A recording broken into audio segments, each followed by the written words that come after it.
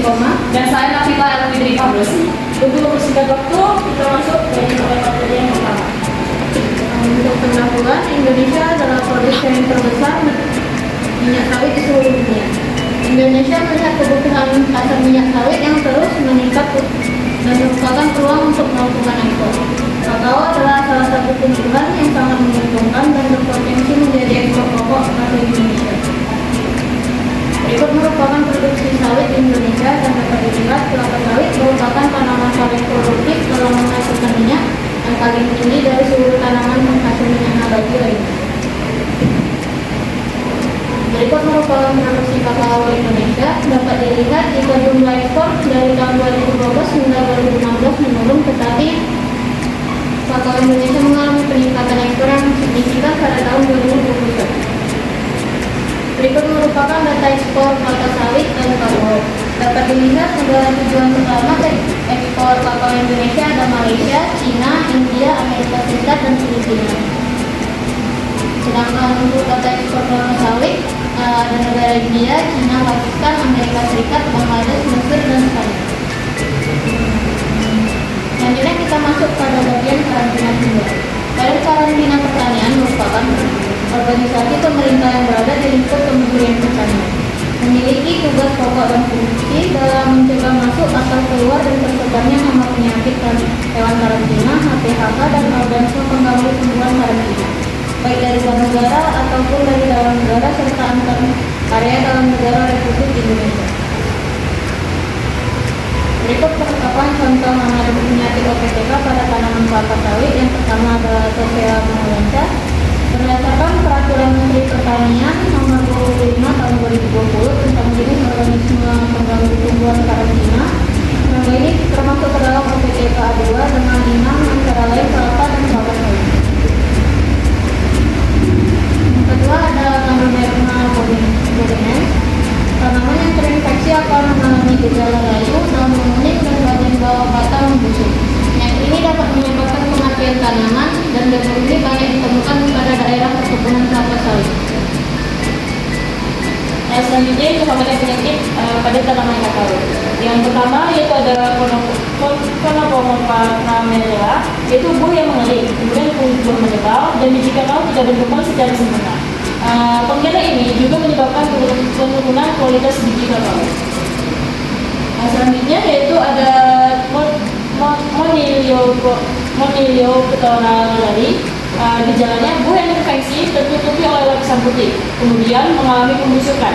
Penyakit ini sangat mempengaruhi produksi kakao karena menurunkan kualitas dan kuantitas buah. Dan penyakit ini berpotensi masuk ke Indonesia melalui perdagangan internasional.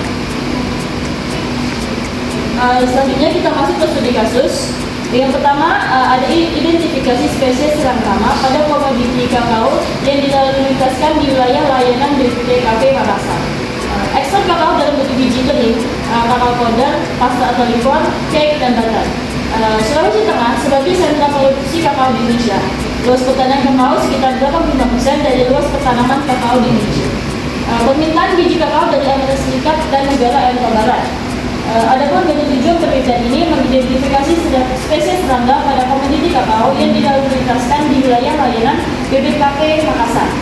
Dari hasil penelitian ini diketahui 5 jenis spesies serangga yang ditemukan pada sampel uji biji kakao di hama primer dan hama sekunder.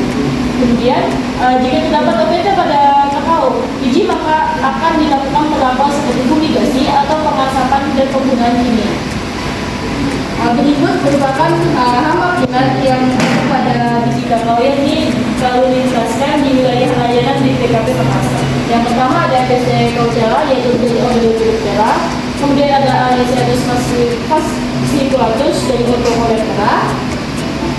Kemudian ada hama sekunder yaitu ada Trigolopus neo, ada Cryptococcus pseudovirus dan Cephalus antenna. Jadi sampel yang diambil diletakkan di geometrik, kemudian diidentifikasi serangannya menggunakan mikroskop. Yang pertama ada gejala serangan dari Escherichia coli pada biji kakao. Kemudian gambar di sebelahnya ada gejala serangan dari Alesiadus fasciculatus pada biji kakao juga.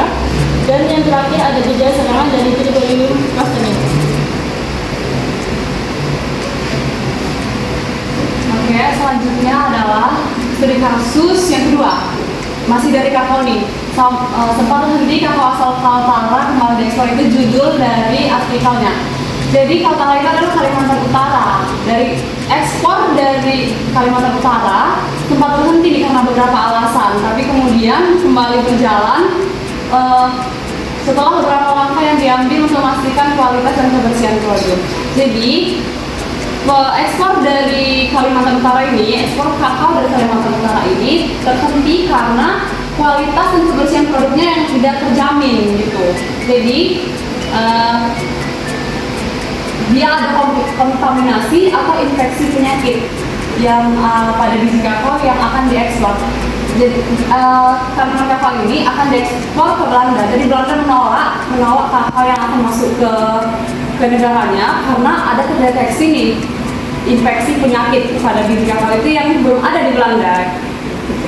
Selanjutnya yang ketiga, studi kasusnya kelapa sawit. Jadi bahan bakar eco-friendly, ekspor cangkang sawit Riau terus meningkat.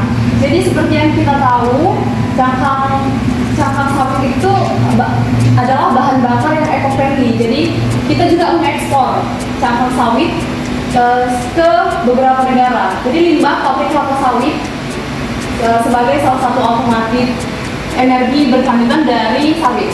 Karantina Pertanian Pekanbaru pada 2018 mengekspor ke Jepang sebanyak 227 ton atau seharga 770 miliar rupiah. Dan pada 2019 diekspor lagi sebanyak 252 ton dengan harga 855,8 miliar rupiah. Kemudian ekspor cangkang kelapa sawit ini telah memenuhi persyaratan negara ekspor tujuan, yaitu ke Jepang. Dan karantina Pertanian Pekanbaru itu melakukan serangkaian tindakan pemeriksaan karantina, mulai dari pengajuan permohonan pemeriksaan itu seperti mengajukan surat keterangan seperti sertifikatnya, dan pengawasan itu pengawasan terhadap keamanan pangan untuk memastikan produk yang diekspor terutama ke Jepang yang permintaan Jepang paling tinggi ya bebas dari cemaran seperti salmonella dan Escherichia coli. Kenapa? Karena Jepang itu seperti yang kita tahu ya, dia itu ketat gitu peraturannya. Jadi apa yang masuk ke situ juga harus dijaga baik-baik. Itu permintaan dari Jepang menurut artikel yang saya baca dari judul ini. Selanjutnya adalah di tahun 2021 Bapak Legal buka keran ekspor CPO perdana ke India. Ini ekspor dari Merauke. Jadi dibuka perdana di tahun 2021 dan diberangkatkan menggunakan kapal ke India. Dan seperti balik lagi pihak karantina pertanian Merauke melakukan pemeriksaan administratif seperti memberikan sertifikat kalau itu udah bebas dari hama dan penyakit itu diekspor ke luar negeri. Dan kebetulan di sini tidak ada permasalahan yang ekspor perdana ke India ini. Oke, kesimpulannya adalah proses ekspor produk dari Indonesia itu membutuhkan pengawasan langsung dari Badan Karantina Indonesia. Dan sebelum diekspor, pihak kita yang mengekspor itu harus memastikan dulu nih kualitas dan kebersihannya dari kontaminasi hama dan penyakit yang akan terbawa ke negara tujuan. Dan produk ekspor harus memenuhi syarat fitosanitari dari negara pengimpor. Jadi negara pengimpor itu minta seperti apa kebersihan yang bagus. Jadi kita pihak Indonesia yang mengekspor harus mengikuti seperti yang negara pengimpor inginkan. Berikut data pusaka kami dan terima kasih. Sekian hasil dari presentasi kami. Kurang lebihnya kami mohon maaf. Selamat sore.